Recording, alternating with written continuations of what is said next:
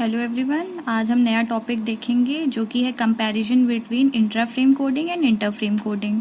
ठीक है, तो आज का टॉपिक हम स्टार्ट करते हैं। और उससे पहले मैं आपको बताना चाहूँगी कि हम लोगों ने डिटेल डिस्कशन कर लिया है प्रीवियस लेक्चर में इंट्रा फ्रेम कोडिंग और इंटर फ्रेम कोडिंग के बारे में। अगर आपने वो वीडियो नहीं देखा है तो प्लीज़ उसको देख लीजिएगा, तो आपको ये जो कंपैरिजन है और अच्छे से समझ में आएगा। तो चलिए अब हम स्टार्ट करते हैं। हाँ, एक और बात मैं आपसे कहना चाहूँगी, जैसे ये पैरामीटर्स लिखा है और ये हमने डिफ्रेंशिएट किया है, तो ये क्या होता है, प्रेजेंटेबल तरीका होता है जब हम पैरामीटर लिख के जब कोई चीज़ डिफ्रेंशिएट करती हैं, तो ये बेस्ट रिप्रेजेंटेशन मानी जाती है जब भी हम कोई डिफ्रेंशिएशन दिखाते हैं। तो ठीक है, चलिए अब हम स्टार्ट करते हैं पहले से। तो पहला पैरामीटर है हमारा एप्लीकेबल ऑन। ठीक, मतलब ये चीज़ कहाँ अप्लाई की जा सकती है। तो इंट्रा फ्रेम कोडिंग में ये चीज़ कहाँ अप्लाई की जा सकती है, स्टिल इमेजेस में और सिंगल वीडियो फ्रेम्स में। अभी जैसे कि हमने पढ़ा था ऑलरेडी इंट्रा फ्रेम कोडिंग में कि ये जो वर्किंग होती है इसकी, वो हमारी क्या होती है, इंडिविजुअल फ्रेम्स पे वर्क करता है या करंट फ्रेम की इंफॉर्मेशन पे वर्क करता है। इसलिए इंट्रा फ्रेम कोडिंग सिर्फ और सिर्फ स्टिल इमेज और सिंगल फ्रेम वीडियो पे ही काम करती है। ठीक, और जब हम इंटर फ्रेम कोडिंग की बात करते हैं तो वो कहाँ कहाँ काम करता है, एप्लीकेबल कहाँ कहाँ होता है, H26X एंड MPEG में। ठीक, ये H26X क्या है आपका, ये वीडियो कंप्रेशन स्टैंडर्ड की फैमिली की सीरीज है, जिसमें X क्या दिखा रहा है आपका, स्टैंडर्ड ये वर्जन्स दिखा रहा है आपको। तो इससे कई सारे वर्जन्स होते हैं, जैसे H261, H264, ये सारे इसके क्या है, इस फैमिली के वर्जन्स हैं। ठीक, अब यहाँ पे क्या होता है, यहाँ पे मल्टीपल फ्रेम्स पे इसकी इंफॉर्मेशन डिपेंडेंट होती है इंटर फ्रेम कोडिंग में। यहाँ पे इंडिविजुअल फ्रेम्स में था, यहाँ पे मल्टीपल फ्रेम्स में था।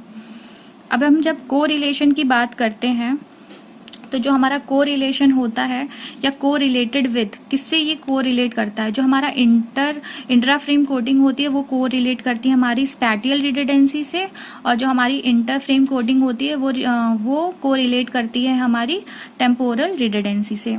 और इसको मैंने प्रीवियस लेक्चर में ऑलरेडी आपको समझा दिया है, फिर भी थोड़ी सी बात कर लेते हैं। इसमें क्या होता है हमारा स्पैटियल रिडंडेंसी में, क्या होता है हमारा कि जो ये एलिमेंट्स आर डुप्लीकेटेड, यहाँ पे क्या होता है, जो हमारे एलिमेंट्स होते हैं उसको डुप्लीकेट किया जाता है।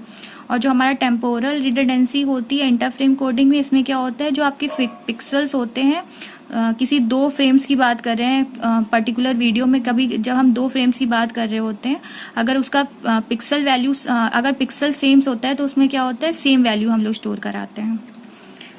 इसको थोड़ा सा और डिटेल में समझ लेते हैं। जैसे जब हम स्पैटियल रिडंडेंसी की यहाँ पे बात करते हैं इंट्रा फ्रेम कोडिंग में, तो क्या होता है, जैसे मान लीजिए यहाँ पे आपके मल्टीपल्स, आपके यहाँ पे क्या है, ये फ्रेम्स हैं। ठीक, और आपका ये वाला फ्रेम रिलेट कर रहा है इस वाले फ्रेम से, मतलब ये दोनों क्या है, सेम फ्रेम्स हैं। तो यहाँ पे क्या होगा, ये वाला फ्रेम डुप्लीकेट होके यहाँ पे भी फॉर्म हो जाएगा। ठीक, ये होता है हमारा स्पैटियल रिडंडेंसी।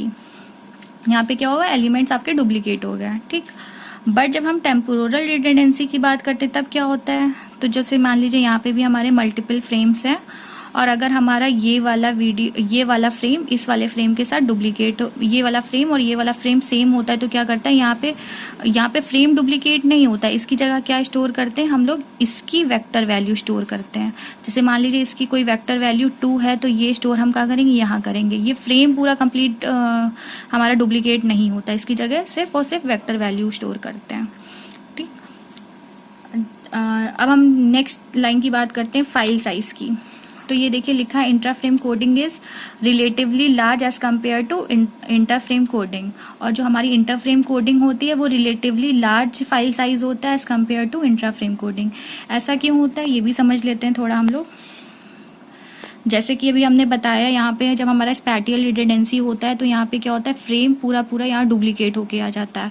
और जब हम टेम्पोरल रिडंडेंसी की बात कर रहे थे तो हमारा फ्रेम यहाँ डुप्लीकेट होके नहीं आ रहा था, सिर्फ यहाँ पे क्या हो जाती थी, इसकी एक वेक्टर वैल्यू यहाँ पे स्टोर हो जा रही थी।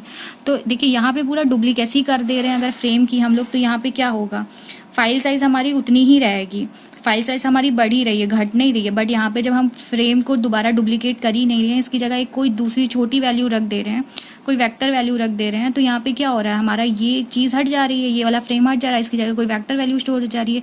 इस वजह से हमारा यहाँ पे फाइल साइज कम हो जाता है इंटर फ्रेम कोडिंग में। और जब हमारा यहाँ पे डुप्लीकेसी की वजह से क्या होता है, इंट्रा फ्रेम कोडिंग में क्या होता है, रिलेटिवली फाइल साइज क्या होती है हमारी, लार्ज हो जाती है।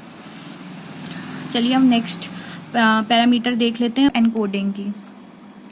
ये वाला पॉइंट हमारा बहुत ज़्यादा इम्पॉर्टेंट है इस पूरे कॉन्सेप्ट में। क्यों? क्योंकि ये बताता है हमको, जब हम इंट्रा फ्रेम कोडिंग की बात करते हैं तो ये क्या होता है, इंडिविजुअली फ्रेम्स आर एनकोडेड।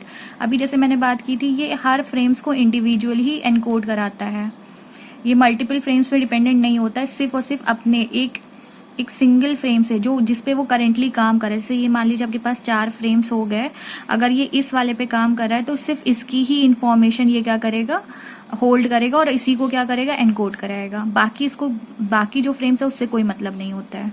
किसमें? इंट्रा फ्रेम कोडिंग में। और जब हम बात करती हैं इंटर फ्रेम कोडिंग में, तो यहाँ पे क्या होता है, मल्टीपल फ्रेम्स होते हैं हमारे, उसको क्या किया जाता है, कंपेयर किया जाता है। Only change frame are encoded. मतलब यहाँ पे क्या होता है, जैसे आपके मल्टीपल फ्रेम है, यहाँ मैं बता देती हूँ आपको, जैसे ये आपके मल्टीपल फ्रेम से 4 मान लेते हैं, ठीक। ये फ्रेम ये वाले फ्रेम से कंपेयर कराया जाता है। अगर इन दोनों के बीच में कोई डिफरेंस होता है तो ही इस वाले फ्रेम को क्या किया जाता है, एनकोड किया जाता है। अदरवाइज वो क्या होती है, यहाँ पे इसकी वेक्टर वैल्यू यूज कर ली जाती है, ठीक। तो ये सबसे बड़ा सबसे इम्पोर्टेंट डिफरेंस था आप लोगों के लिए। और ये रिटन में भी बहुत ज़्यादा ही इंपॉर्टेंट होता है इंटरफ्रेम कोडिंग में।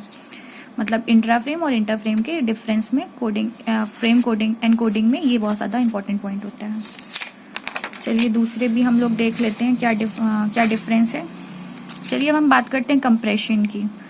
तो जो इंट्रा फ्रेम कोडिंग होता है वो हमारा बेसिकली इमेज कंप्रेशन पे ज़्यादा फोकस होता है, और यहाँ पे जो इंटर फ्रेम कोडिंग होती है वो यहाँ पे क्या होती है, मोशन कंप्रेशन होता है, ठीक।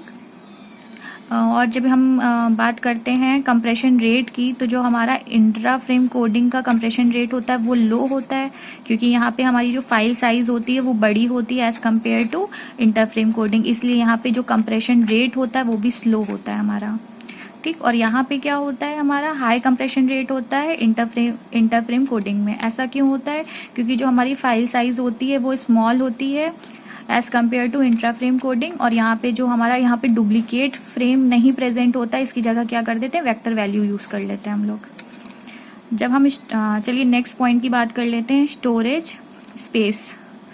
यहाँ पे coded data space is more. मतलब यहाँ पे जब हम कंप्रेशन करा देते हैं, मतलब जब यहाँ पे हम डेटा को एनकोड करा देते हैं, उसके बाद जब हम कोडेड डेटा को सेव कराते हैं तो उसकी में जो स्पेस यूज होती है वो ज़्यादा होती है, storage space, intra frame coding में। और जब हम इंटर फ्रेम कोडिंग की बात करते हैं, क्योंकि हमारा यहीं पे फाइल कम थी, फाइल की साइज कम थी इंटर फ्रेम कोडिंग में, तो जब हम एनकोडेड डेटा जो हमारा होता है उसको जब हम कोड करा लेते हैं तो कोड होने के बाद जो उसकी स्पेस होती है, स्टोरेज स्पेस होती है, वो भी क्या होती है, कम होती है compare to intra frame coding.